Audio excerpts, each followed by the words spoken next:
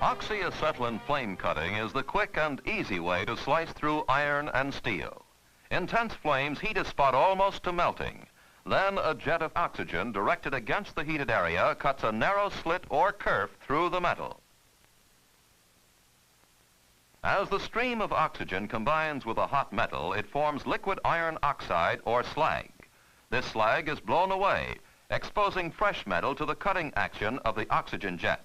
Straight, curved, or irregular cuts can be made with equal ease by guiding the blowpipe in the desired direction.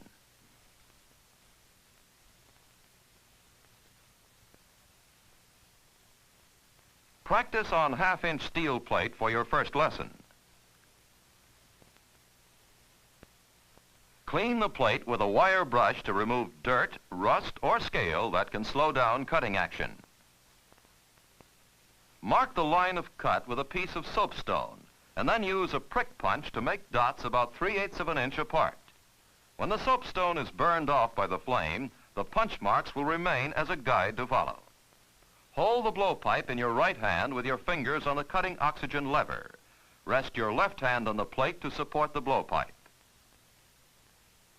Notice that when you use your left hand as a pivot, the nozzle follows an arc rather than a straight line. Here's an easy way to make a straight cut. Hold your left hand in this position with the blowpipe at the center of the cut. Roll your hand to the right, bringing the nozzle to the starting point. Then follow the line of cut, rolling your hand to the left as the blowpipe moves. Now the nozzle travels in a straight line.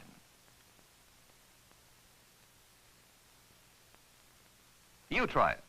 Place your left hand on the plate and the nozzle at the center of the cut. Roll your hand to the right. That's it.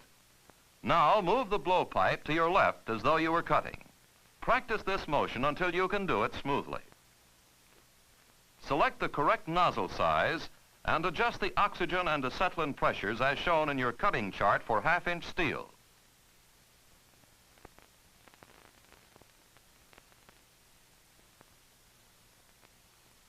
Roll your sleeves down and button your collar for protection from sparks. Wear a hat and goggles and turn your trouser cuffs down. Oxy-acetylene cutting is as safe as sawing wood if you observe a few sensible precautions. Light the blowpipe and adjust the preheat flames to neutral. Then press the cutting oxygen lever and readjust the preheat flames if necessary to get them back to neutral.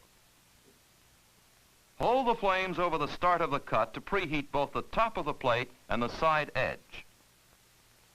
Here's what happens. The preheat flames bring a small spot of metal almost to the melting point. Then the cutting oxygen stream is directed against the spot. As molten slag forms, it is blown away by the pressure of the oxygen stream. The metal along the line of cut is removed, leaving a slit or kerf.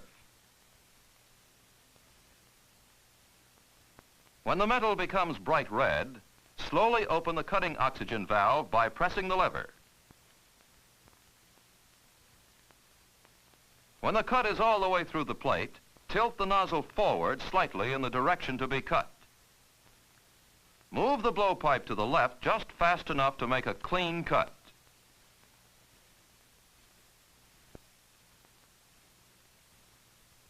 Make several straight cuts to get the feel of it.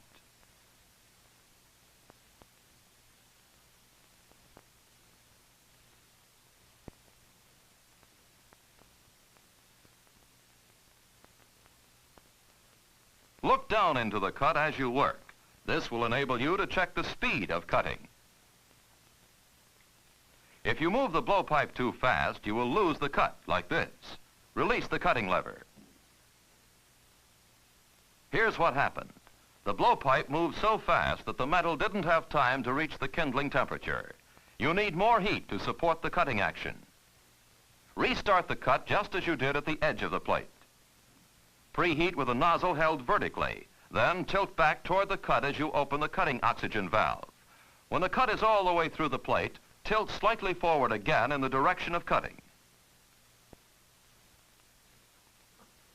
You will soon learn to judge the correct cutting speed for any thickness of metal.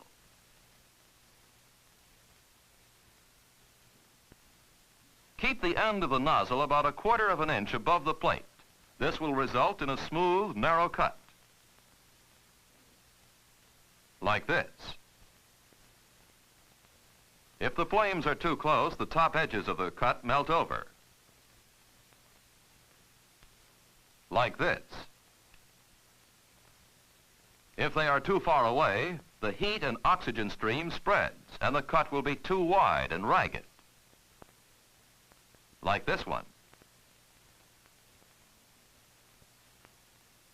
In making long cuts, cut about 4 inches at a time. This will make it easier to keep a straight line. Restart the cut in the scrap portion of the plate.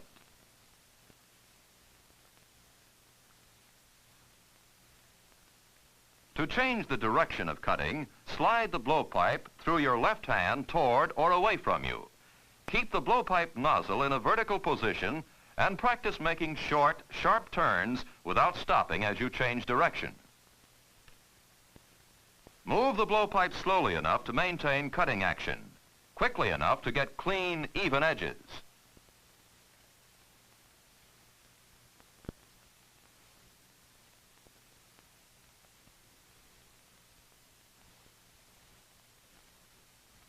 Beveling is an important cutting operation.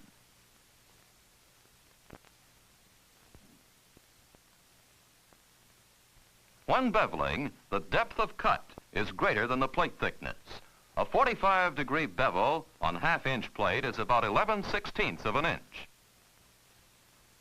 So you use the nozzle and oxygen and acetylene pressures recommended for a 3/4 inch plate. Remember to adjust the preheat flames to neutral as you did before. Then press the cutting lever and readjust the preheat flames if necessary. Preheating takes a little longer here because the heat bounces off the metal.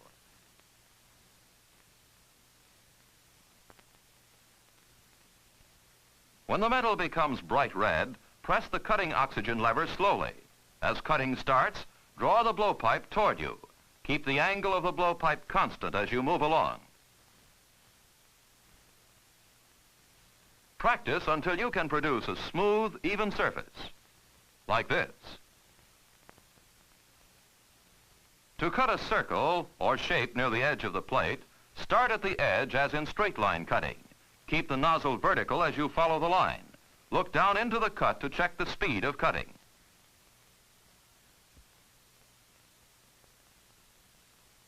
When cutting a shape away from the edge, start by piercing a hole in the scrap portion of the plate. The actual piercing takes only a moment. So let's study it in animation.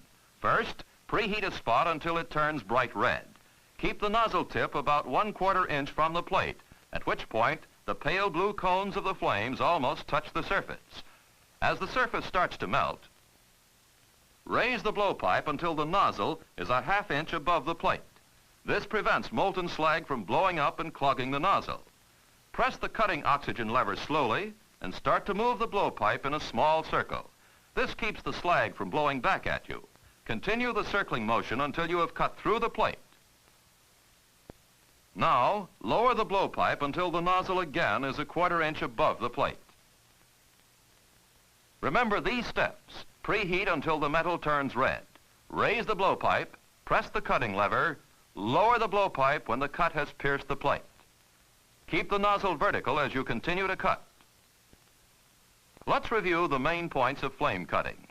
First, clean the metal and mark the line of cut with soapstone and prick punch. Select the proper nozzle for the thickness of metal to be cut using the cutting chart as a guide. Set oxygen and acetylene pressures as shown on the chart. Follow common sense precautions on safety. Remember, safe cutting is efficient cutting. When starting a cut, preheat the top and side edge of the plate. When the metal glows bright red, tilt the nozzle so that the flames point toward the edge of the plate. As cutting starts, straighten the nozzle. Judge your cutting speed by looking down into the cut. When beveling, keep the blowpipe angle constant. To pierce a hole, Start to preheat with a nozzle a 1/4 inch above the plate. Raise it to a 1/2 inch as cutting starts. Then lower it again as you pierce the metal. With practice, flame cutting becomes easier and easier to do. You will find more and more uses for it. Your hand blowpipe will cut steel from a 1/16 of an inch to 12 inches in thickness. Equipment for extra heavy duty slices through as much as 5 feet of solid steel. Flame cutting will serve you in 1,000 ways, from scrapping obsolete equipment to shaping precision parts for the farm or shop. Oxy-Acetylene flame cutting is the fastest way to cut metal. Your cutting blowpipe is one of the most important tools you own.